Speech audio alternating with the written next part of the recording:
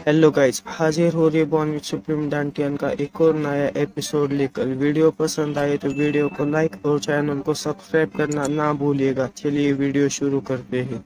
Episode की शुरुआत में क्विंशु लाओगाओ की तरफ दिखता है, जो कि नीचे बैठकर रो रहा होता है।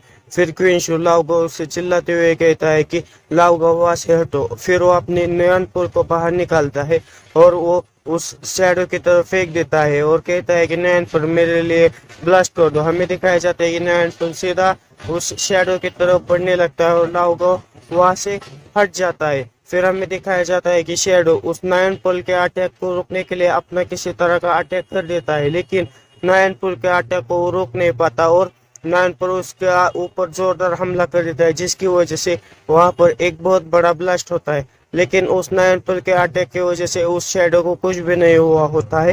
ये देखकर क्विंशु काफी हैरान हो जाता है और कहता है कि जो नयन पुल की एनर्जी है वो काफी वायलेंट है, लेकिन इसने इस ब्लड कलर शैडो को कुछ भी नहीं किया।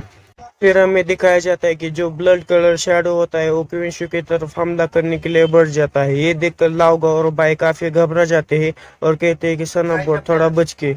फिर क्विंशु उस ब्लड कलर शैडो को अपनी तरफ हमला करता हुआ देखकर अपने मन में कहता है कि मैं इससे बच नहीं सकता, इसलिए वो अपने दोनों हाथों को अपने चेहरे के सामने लाकर उस ब्लड कलर शैडो के हमले से बचने की कोशिश करता है। लेकिन उस ब्लड कलर शैडो का हमला सीधा जाकर क्विंशु के पेट पर मुक्का मार देता है, जिसकी वजह से जो उसका हाथ होता है वो क्विंशु के पेट के अंदर चला जाता है। तभी क्विंशु की फॉरबिडन सुप्रीम स्किन एक्टिवेट हो जाती है। उस फॉरबिडन सुप्रीम स्किन के एक्टिवेट हो जाने की वजह से जो ब्लड शैडो होता है उसे बहुत ज्यादा तकलीफ होने लगती है।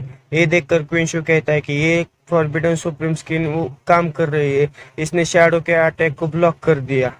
फिर blood colour shadow supreme skin की वजह से क्विंशु के पेट के अंदर से हाथ निकाल कर वहां से भागने की कोशिश करने लगता है। ये देखकर क्विंशु कहता है कि क्या तुम यहाँ से भागने की कोशिश कर रहे हो। फिर क्विंशु बड़े ही तेजी के साथ उसके सामने आकर उससे गले लगता है और कहता है कि कितनी अच्छी मुलाकात है। फिर क्विंशु उस ब्लड कलर शैडो को जमीन पर लेटा देता है, फिर उसे गर्दन से पकड़कर ऊपर उठा लेता है और उससे कहता है कि ऐसा लगता है कि जो मेरी फॉरबिडन सुप्रीम स्किन है वो तुम्हें रोक सकती है। फिर हमें कुछ समय बाद का सीन दिखाया जाता है, जहाँ पर ब्लड शैडो जमीन पर गिरा हुआ होता है। उसे देखकर बाई कहती है कि ये आखिर क्या है, क्या ये सच में मर गया। फिर क्विंशु उससे कहता है कि ये जो चीज है ऑब्वियसली इविल चीज है, मुझे ऐसा डर लग रहा है कि इसे मारना इतना भी आसान नहीं होगा। फिर वो आगे बताता है कि याओवा सेक्ट और जो याओचे बॉर्डर्स है इस समय वो दोनों ही फोर्सेस बचाव के अंदर है। फिर लाओगाओ कहते हैं कि यहाँ पर ऐसी कोई भी इविल चीज नहीं है जो कि यहाँ पर आकर इस प्लेस को हंट कर सकती है। मुझे लगता है कि ये जो चीज है वो एक्स्ट्राऑर्डिनरी है। फिर क्विंशु उससे कहता है ये जो चीज है ये काफी स्ट्रेंज लग रही है। फिर हमें उस ब्लड कलर शैडो का काफी डरावना रूप दिखाया जाता है। फिर हमें दूसरी तरफ का सीन दिखाया जाता है, जहाँ पर पूरा का पूरा गांव जल चुका हुआ होता है और वहां पर सिर्फ आदमियों के खोपड़ियों की हड्डियां बची हुई होती है।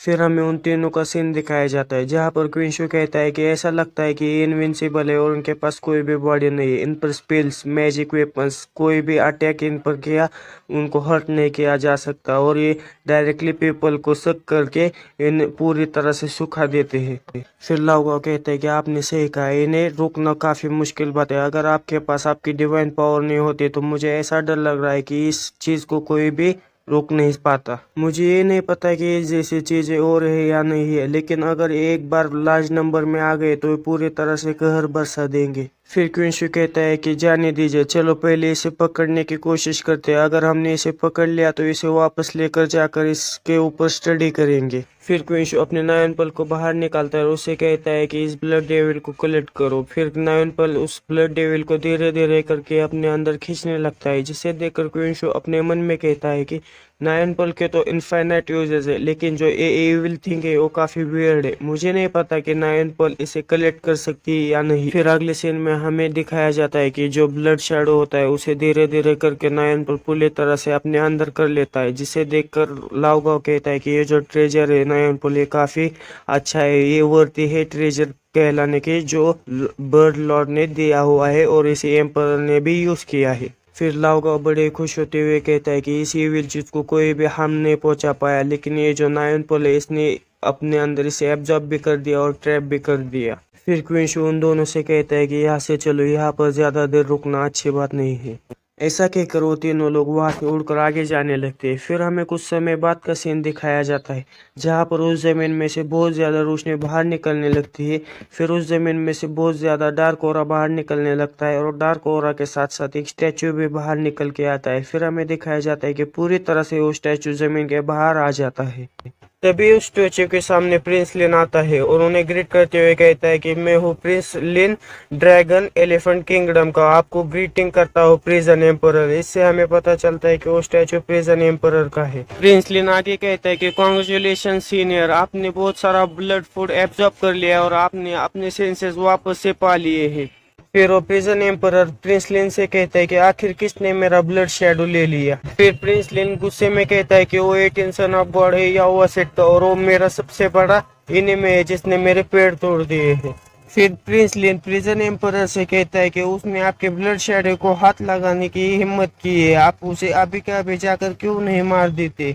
फिर प्रिजन एम्परर कहता है कि ये जो प्लेस है वो काफी क्लोज है याओवा सेट और याओची सेट के, अगर मैंने वहां पर जाकर स्ट्राइक कर दी तो मैं इजीली अट्रैक्ट हो जाऊंगा पावरफुल लोगों से। फिर प्रिंस लिन कहता है कि मैं आपको एक सिटी ऑफर करना चाहता हूँ ड्रैगन एलिफेंट बॉर्डर पर एज ब्लड फूड, तो आपको जब ये सिटी मिलेगी तो आपको ब्लड फूड के लिए यहाँ वहाँ नहीं घूमना पड़ेगा। फिर वो बड़े ही गुस्से में कहता है लेकिन आपको मेरी मदद करनी पड़ेगी 18 सन ऑफ गॉड को मारने के लिए। फिर प्रिजन एम्परर कहता है कि ठीक है, तो उसे 18th लेवल ऑफ हिल पर लेकर आओ और उसकी जो स्किन है वो काफी एक्स्ट्रा ऑर्डिनरी है, मैंने ऐसी स्किन कभी भी नहीं देखी, मैं उसकी पूरी स्किन निकाल कर उसे फेंक दूंगा। ये बात सुनकर प्रिंस लिन काफी खुश हो जाता है और कहता है कि मैं समझ गया। अगले सीन में हमें 100,000 माउंटेन का सीन दिखाया जाता है जहाँ पर यह हुआ सिख थे। फिर लाओगाओ एक तरफ इशारा करते हुए क्विंशु से कहता है कि सन ऑफ गॉड हम यहाँ सेट पर पहुंच गए। तभी क्विंशु को किसी की आवाज सुनाई देती है और आवाज कहते हैं कि 18 सन ऑफ गॉड क्विंशु, आप जल्द से जल्द एंग फुटलिंग आइलैंड पर वापस आ जाओ। फिर क्विंशु उन्हें ग्रीट करते हुए कहता है कि ठीक है। क्विंशु को ऐसा करता देख लाओगाओ उनसे पूछता है कि 18 सन ऑफ गॉड आखिर क्या प्रॉब्लम है। फिर क्विंशु उसे बताता है कि जो एंसेस्टर है यांगमिन, उसने मुझे मैसेज भेजा है कि जल्द से जल्द वापस आ जाओ। जरूरी कुछ बड़ा हुआ होगा, नहीं तो जो एंसेस्टर है उनके कल्टीवेशन और उनके स्वभाव के हिसाब से उन्होंने हजारों सालों से एक भी शब्द नहीं कहा है जब से वो सक्लूजन में गए हैं।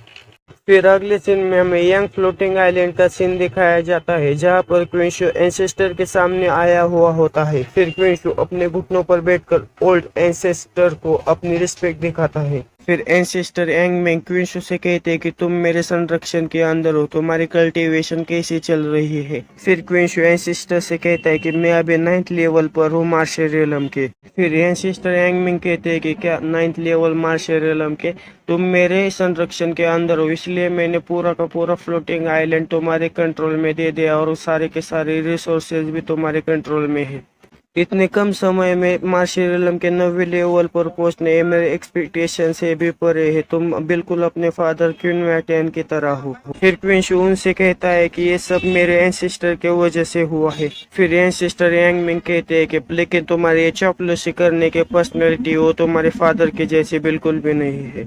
ये बात सुनने के बाद क्विंशु एक अजीब सा फेस बना लेता है और कुछ कह भी नहीं पाता। एंसेस्टर आगे कहते हैं कि याओवा सेट के ज्यादातर सन ऑफ गॉड धर्मा रियलम पर पहुंच गए और वो तुमसे भी ज्यादा एडवांस है, वो जल्दी स्पिरिचुअल रियलम में ब्रेक थ्रू कर लेंगे। तुमने पास्ट में बहुत सारा समय गवा दिया था और अब तुम वापस से खड़े होकर टॉप पर पहुंचना चाहते हो और तुमने इतने जल्दी अपनी गॉड बॉडी भी एक्टिवेट कर ली है, तुम तो काफी टैलेंटेड हो। अब तुम में और उनमें एक या दो ही रियलम्स का फासला है, तुम ज्यादा लेट भी नहीं हो चुके हो एम्परर के सन के पोजीशन के लिए कॉम्पीट करने के लिए।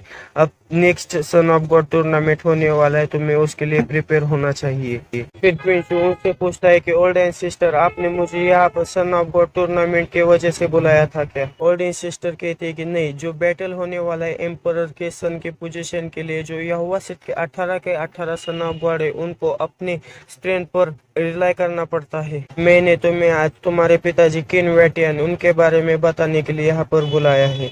ये सुनकर क्विंशु काफी हैरान हो जाता है और कहता कहता है क्या मेरे पिताजी। फिर क्विंशु अपने मन में कहता है कि मैं जब से इस दुनिया में क्रॉस हुआ हूँ तब से मैंने मेरे पिताजी के बारे में बहुत कुछ सुना है, लेकिन मैं पहले कभी उनसे नहीं मिला। फिर ओल्ड एंसिस्टर कहते हैं तुम्हारे जो पिताजी थे क्वीन फैटियन, उन्हें कंसिडर किया जाता था मेरा हाफ अप्रेंटिस, और वो ट्रूली अनपैरेलल थे और एक जीनियस थे, वैसे जीनियस जो हजारों सालों में एक बार आते हैं। और पिछली जनरेशन में जो बैटल होने वाला था एम्परर के सन के पोजीशन के लिए, उसमें तुम्हारे पिताजी काफी आगे थे, लेकिन तुम्हारी माँ के मरने के बाद वो काफी डिस्करेज्ड हो गए और उन्होंने हेवंस के खिलाफ बैटल फील्ड्स में फाइट करना शुरू कर दिया, और इस बार वो वापस आने वाले हैं। और तो और जो बैटल फील्ड्स है हेवन के खिलाफ, उसमें भी तुम्हारे पिताजी ने बहुत नाम कमाया है। लेकिन मैंने आज तुम्हें ये सब बातें बताने के लिए नहीं बुलाया, मैं तुम्हें आज ये बताने जा रहा हूँ जो तुम्हारे मदर के डेथ के बाद शुरू हुआ था। फिर क्विंशु उनसे पूछता है कि आखिर मेरी मदर कैसे मरी। फिर क्विंशु अपने मन में कहता है कि मेरे दिमाग में वो सारी यादें तो नहीं है, लेकिन जो ओरिजिनल बॉडी थी उसकी थोड़ी थोड़ी मेमोरीज मेरे दिमाग में, और मुझे बहुत ही अच्छी तरह से याद है कि मेरी मदर कैसे मरी। और जहाँ तक मुझे याद है जो ओरिजिनल बॉडी की जो मदर थी वो काफी काइंड, जेंटल और बहुत ही उससे प्यार करती थी। हालांकि वो काफी वीक थी और हमेशा से ही बीमार रहती थी और उन्हें सर्वाइव करने के लिए मेडिसिन पर रिलाई करना पड़ता था। लेकिन वो एक दिन अचानक से मर गई और उन्होंने मरने से पहले एक पोशन दिया था और कहा था कि जब तुम 16 साल के हो जाओगे तब तुम उस पोशन को पी लेना। और जैसे उन्होंने वो पिल ओरिजिनल बॉडी को दे दी तो उसकी मदर मारी गई। और ये बहुत ही सैड मेमोरी है, मैं भी इसे फील कर पा रहा हूँ जैसे कि मैं वहीं पर ही था। फिर ओल्ड एंसिस्टर क्विंशु से कहते हैं कि तुम्हारी मदर कैसे मरी, ये काफी कॉम्प्लिकेटेड है और मुझे भी नहीं पता, तुम तुम्हारे फादर आने के बाद उनसे पूछ सकते हो, लेकिन तुम अपने बारे में क्या फील करते हो। फिर क्विंशु कहते हैं कि क्या मेरे बारे में आपके कहने का क्या मतलब है ओल्ड एंसिस्टर। फिर ओल्ड एंसिस्टर कहते हैं कि तुम क्वालिफाइड नहीं थे जब तुम बच्चे थे, as a son of God तुम रिडिकुलस और तुम्हें यूजलेस पर्सन कहा गया था और तुम्हें एक डिसग्रेस कहा गया था यहोवा सेट के लिए। अब तुम उसके बारे में क्या फील करते हो। ये बात सुनने के बाद क्विंशु काफी गुस्सा हो जाता है, कहता है कि नेचुरली मैं उसमें कन्विंस्ड नहीं हुआ, लेकिन मैं दूसरे की तरह काफी अच्छा क्वालिफिकेशन नहीं रखता। फिर वो अपने मन में कहता है जहाँ तक मुझे पता है जो ओरिजिनल बॉडी का ओनर था वो बहुत ही पुअर क्वालिफिकेशन के साथ जन्मा था। अगर मेरे पास साइन अप सिस्टम नहीं होता तो भी मैं यहाँ पर लूजर बनकर ही रहता। फिर ओल्ड एंसिस्टर क्विंशु से कहते हैं कि चलो मैं तुम्हें तुम्हारी ओरिजिनल क्वालिफिकेशन के बारे में बताता हूँ जो कि बहुत ही आउटस्टैंडिंग है। तुम्हें ग्रेट एम्पर के साथ भी कंपेयर किया जा सकता है, और तुम्हारे पास जो सन गॉड बॉडी है जो तुमने अभी इस्तेमाल की है वो उसका 1/10 पार्ट भी नहीं है। ये बात सुनकर क्विंशु पूरा का पूरा हिल जाता है और कहता है कि क्या लेस देन 1/10, ये कैसे हो सकता है। बस दोस्तों इस वीडियो में इतना ही, मिलते हैं अगले किसी वीडियो में, और वीडियो को लाइक और चैनल को सब्सक्राइब करना बिल्कुल भी मत भूलिएगा। Okay bye.